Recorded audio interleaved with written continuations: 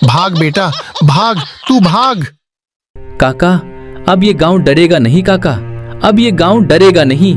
मैंने आपकी मौत का बदला लिया है।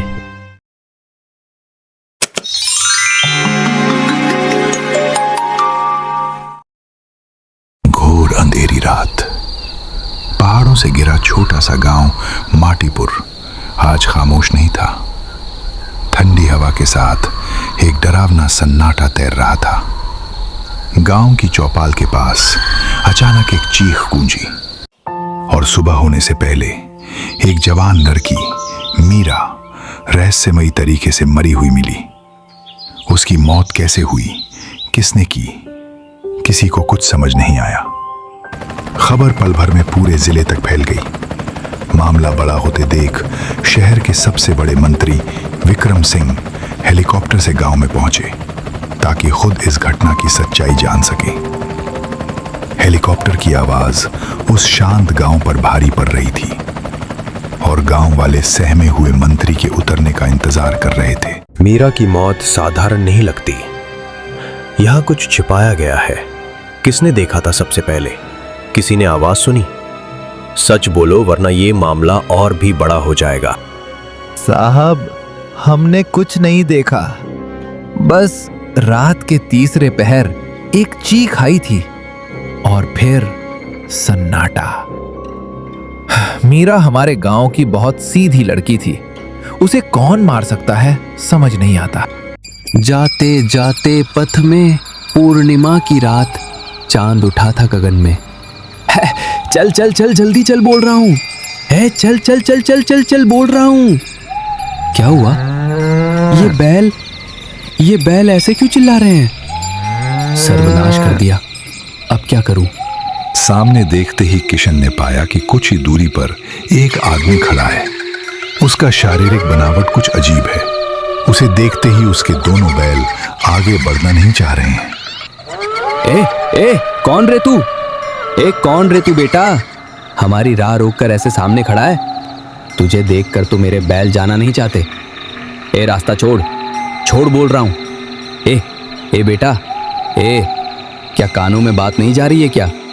रास्ता छोड़ बोल रहा हूं। रुक तो साले, कानों में बात नहीं जाती क्या? रुक। बड़बड़ाते हुए किशन एक ही छलांग में बैलगाड़ी से कूदा। तभी वो अजीब दिखने वाला आदमी घूमकर खड़ा हुआ और तुरंत ही उसने एक भयंकर रूप धारण कर लिया।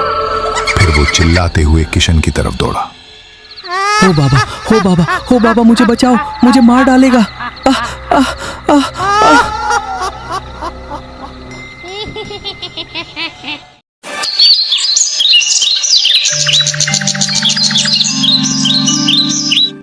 सर्दी का मौसम जैसे जम गया है, वैसे ही खजूर काठी गांव के ग्रामीणों के मन में डर बैठ गया है। ठंड के प्रकोप से कोई शाम को तो दूर, दिन के उजाले में भी घर से बाहर कदम रखने से कांप रहा है। लोगों का कहना है कि वो भूतहा खजूर के बाग का रास्ता बहुत खतरनाक है। लोक कथाओं में सुना जाता है कि उस खजूर के बाग में रात के समय कोई टहलता है और वो आदमखोर है। कई लोगों ने उसके हाथों अपनी जान गंवाई है। उस पिशाच के डर से चारों ओर सन्नाटा छाया हुआ है, पर डरने से तो काम नहीं चलेगा, पेट भी तो पालना है। इसलिए हजारों डर होने के बावजूद ग्रामीणों को रोजी रोटी के लिए बाहर निकलना पड़ता है। अरे बेटा, तेरा बाप कहाँ है? नहीं गो रमेश काका, बाबूजी आज नहीं आए हैं। बाबूजी की तबीयत थोड़ी खराब है, इसलिए मैं ही खजूर का गुड़ लेकर बाजार आया हूँ। हाँ ठीक है, तो गुड़ कितने का दे रहा है? अच्छा होगा तो। हाँ गो, गुड़ एकदम शुद्ध है, कोई मिलावट नहीं है, ये आपकी कसम खाकर कह रहा हूँ। धत बेटा धत, कसम खाने के लिए और कोई नहीं मिला तुझे? गुड़ लेने आया हूँ क्या मैं यहाँ के मरूंगा? तू मुझे एक शेर अच्छा गुड़ दे, गुड़ लेके जल्दी घर जाना है। पौष का महीना आने के साथ ही हर गांव के घर में पीठा पकवानों का मेला शुरू हो गया है और 2 दिन बाद ही पौष संक्रांति है। इसके साथ ही खजूर के गुड़ की मांग बढ़ गई है, इसलिए गांव के कुछ लोग खजूर का गुड़ खरीदने के लिए हाट बाजार में हाजिर हुए हैं। झिमली नदी के किनारे स्थित एक छोटा सा गांव है खजूर काठी। सर्दी आते ही सभी खजूर के पेड़ों पर मिट्टी के मटके लटकने लगे हैं।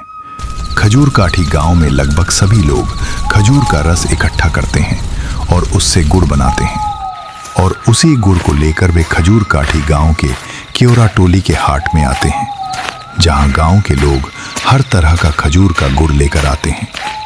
दूसरे गांवों और शहरों से लोग आकर वो गुड़ खरीद कर ले जाते हैं। इसी तरह हर रविवार शाम को यहाँ बाजार लगता है, लेकिन अब ये बाजार पहले जितना गुलजार नहीं रहता। सत्यदेव काका ने कहा, अरे भोला, कैसी रही बिक्री और घर कब जाएगा? रात जो बढ़ रही है। ये काका, बस यूं ही थोड़ी बहुत बिक्री हुई है। आपकी कैसी रही? अरे बस अच्छा ही है, सब लेकर घर पहुंच जाऊं तो बचूं। मेरा भी वही हाल है, पिछले हफ्ते से थोड़ा बेहतर। जो तुमने कहा, जो सब सुन रहे हैं चारों ओर, हमारे पास तो उसी रास्ते के अलावा कोई चारा नहीं है। बड़ी सड़क पर कल मरम्मत का काम चलेगा, उस तरफ से तो जा नहीं सकते। आज तो हमें उस खजूर के बाग से होकर जाना पड़ेगा। ये क्या कह रहे हो काका? पहले क्यों नहीं बताया? अब तो मुझे डर लग रहा है गो काका। चलो चलो, जल्दी चलो। इसीलिए क्या आज बाजार बिल्कुल खाली हो गया है? इंसानी खून और मांस के ताज़े खून का इतना स्वाद क्या मज़ा आ रहा है। माल सामान बैलगाड़ी में व्यवस्थित करके भोला और सत्यदेव काका घर की ओर चल दिए। रात तब 8 या 8:30 बजे का समय था। हर रविवार वे शाम को खजूर का गुड़ लेकर इस हाट में आते हैं। घर पहुंचने के लिए उन्हें अभी भी 2 मील का सफर तय करना है। रास्ते एकदम सुनसान हैं। गांव के लोग अपने घरों में बंद हैं। सर्दी की रात है, इसलिए सड़कों पर ओस पड़नी शुरू हो गई है, साथ ही हड्डियां गला देने वाली ठंड। एकदम सुनसान रास्ता। बैलगाड़ी चला रहा है भोला, और सत्यदेव काका सारा माल लेकर बैठे हैं।